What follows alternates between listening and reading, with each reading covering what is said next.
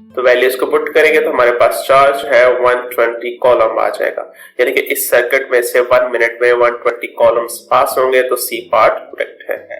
We know that alpha particle का atomic number होता है 2 एंड एटॉमिक मास होता है 4। इट्स में जो न्यूक्लियस है उसका प्रोटॉन नंबर 2 डिक्रीज हो जाएगा। अस्सलाम वालेकुम students, welcome to physics house. आज हम करने जा रहे हैं 2017 मैथ्स पेपर 1 वेरिएंट 2 का पार्ट 4। बिना देर के चलते हैं हमारे नेक्स्ट क्वेश्चन की तरफ, जो कि है 31। Which action demagnetize a bar magnet? Placing the magnet inside a coil connected to a DC supply. इससे तो मैग्नेट मैग्नेटाइज होगा, जब हम किसी कॉइल में मैग्नेट को रखते हैं तो वो मैग्नेटाइज होता है। ये ऑप्शन है placing the magnet inside a coil connected to AC supply. इससे भी मैग्नेट मैग्नेटाइज होगा, मैग्नेटिक फील्ड खत्म नहीं होगी।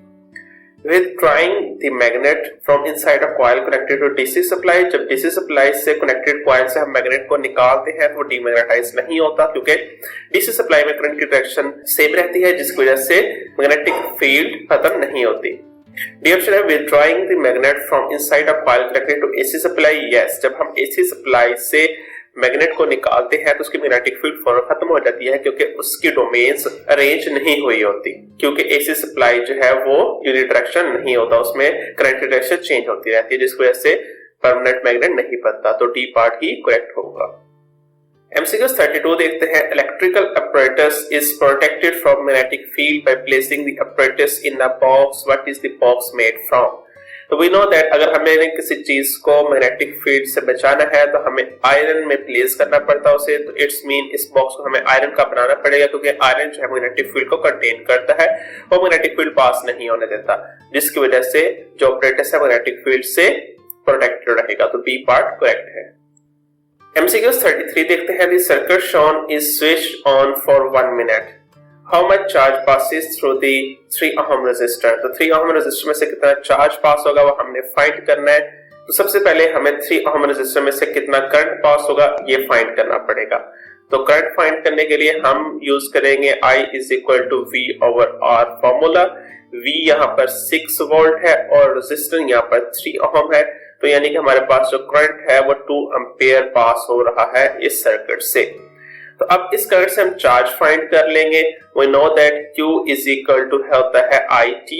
ये एक्सप्रेशन हमने I is equal to Q over T फॉर्मूले से ड्राइव किया है।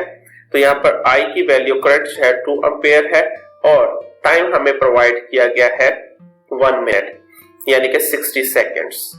तो वैल्यूज को पुट करेंगे तो हमारे पास चार्ज है 120 कॉलम आ जाएगा, यानी कि इस सर्किट में से 1 मिनट में 120 कॉलम्स पास होंगे, तो सी पार्ट करेक्ट है।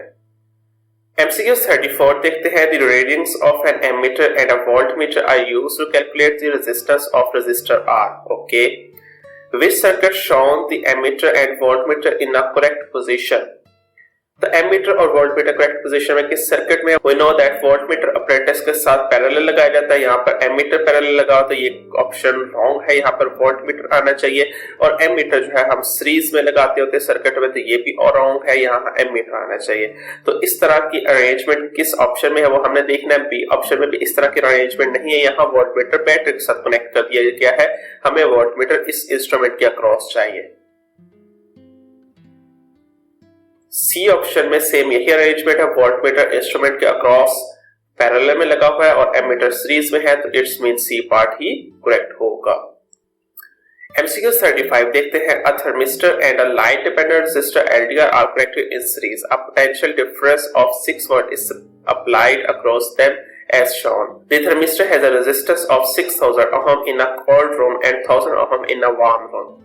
The LDR has a resistance of 2000 ohm in dim light and 500 in bright light। When is the potential difference across the LDR equal to 2 volt? तो हमने LDR के across potential find करना है, कब 2 volt होगा, यानी कि वार्म रूम में या कोल्ड रूम में या फिर डिम लाइट में या फिर ब्राइट लाइट में, कब होगा? तो अगर हमने पोटेंशियल कम करना है तो हमें यहाँ पर रेजिस्टेंस भी डिक्रीज करनी होगी। यहाँ पर रेजिस्टेंस थर्मिस्टर की अगर हम 6000 रखते हैं कोल्ड रूम में, तो यहाँ पर पोटेंशियल ज्यादा हो जाएगा और एलडीआर के अक्रॉस पोटेंशियल 2 से भी कम हो जाएगा। इट्स मीन हमें रेजिस्टेंस कम से एक्सपेरिमेंट करना है, तो मैं जो है यहाँ पर रेजिस्टेंस थर्मिस्टर की 1000 ओहम लेकर और LDR की 500 ओहम लेकर चलता हूं तो देखते हैं क्या हमारे पास LDR की रेजिस्टेंस 2 ओहम आती है।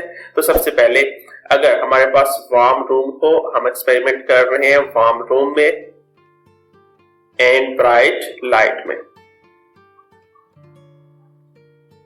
पहले टोटल रेजिस्टेंस फाइंड करते हैं। सर्किट कितनी होगी? वार्म रूम में जो थर्मिस्टर है उसकी रेजिस्टेंस 1000 ओहम है और जो LDR है ब्राइट लाइट में उसकी रेजिस्टेंस 500 है। दोनों को ऐड करने से हमारे पास आंसर आ जाएगा 1500 ओहम। तो ये हमारे पास रेजिस्टेंस आ जाएगी। तो यहाँ पर अगर हमने LDR का क्रॉस वोल्टेज फाइंड करने हैं तो यहाँ पर मैं लिखूंगा voltage of LDR is equal to होगा total current pass through the circuit and multiply by resistance of LDR। तो अगर यहाँ पर मैंने टोटल करंट फाइंड करना है तो टोटल करंट फाइंड करने के लिए मुझे यहाँ पर फॉर्मूला यूज करना पड़ेगा total voltage divided by total resistance, और ये जो है रेजिस्टेंस ऑफ LDR मैंने वैसे लिख लिया। यहाँ पर मैंने जो करंट है इसको मैंने total voltage and total resistance के एक्सप्रेशन में लिख लिया। यहाँ पर मैं वैल्यूज पुट करूंगा तो वोल्टेज ऑफ LDR हमारे पास आ जाएगा, वोल्टेज टोटल हमारे पास 6 वोल्ट है, टोटल रेजिस्टेंस हमने फाइंड की है वो 1500 है। LDR की रेजिस्टेंस हमारे पास ब्राइट रूम में है 500। सॉल्व करने से हमारे पास जो आंसर आएगा